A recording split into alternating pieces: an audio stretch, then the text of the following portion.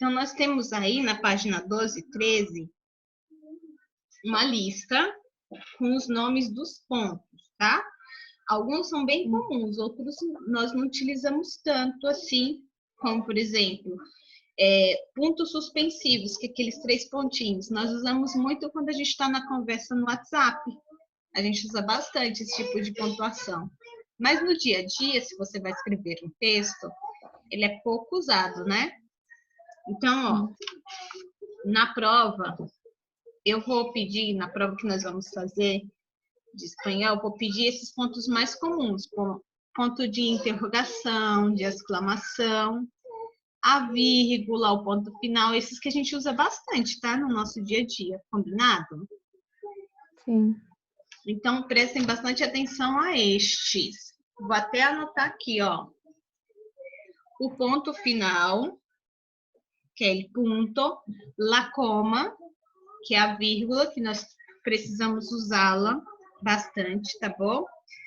Os signos de interrogação, que eu vou pedir bastante, assim. Os signos de exclamação, só. Então, na nossa provinha de espanhol, que eu vou pedir para que vocês façam algum exercício ou falem a respeito, são desses pontos. Eu marquei aqui na minha apostila, marquem aí para vocês estudarem. El punto, que é o ponto final. La coma, que é a vírgula. Signos de interrogação, que é os pontinhos de interrogação. E os signos de exclamação, que é o pontinho de exclamação, quando você fica espantado com algo, surpreso. Os outros que estão aqui, a Pro não vai pedir, tá bom? Combinado? Estão todos aqui? Sim. Ah, que bom. Então tá bom. Anotem aí para vocês também. Com relação a esses pontos aí, gente, alguma dúvida? Não. Não? Então tem que lê-los, saber quando nós utilizamos. Alguns são muito tranquilos, né? Por exemplo, ponto de interrogação. Quando for uma pergunta. Ponto, que é o ponto final. El punto. Para terminar uma frase? Sempre que terminar uma frase, sempre que finalizar uma oração, vocês vão utilizá-la, tá bom? E alguém sabe quando utilizamos la coma? La coma, quando a gente quer falar mais de uma coisa, mas não quer finalizar a frase. Você ainda não terminou. Você quer dar continuidade à sua conversa. Você está falando de um assunto, né? Aí você dá continuidade e você usa ele. Alguém mais gostaria de falar? E também para dar aquela respirada. Então, eu não posso usar a vírgula em qualquer parte, em qualquer lugar. Você tem um lugar correto para se utilizar a vírgula. É para dar aquela respirada para você conseguir ler toda a frase, mas que ainda vai dar continuidade, tá bom? E os pontos de exclamação, eu falei agora há pouco, né? Mas é usado para uma surpresa, uma admiração, algo inesperado, ok? Vale?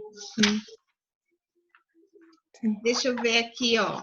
A lição 6, expressar conselhos, visitas turísticas. Essa parte aqui, a Pro não vai pedir na nossa prova, tá bom? Eu vou pedir da lição 7.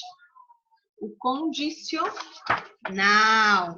Quando que nós usamos o condicional? Alguém pode me lembrar?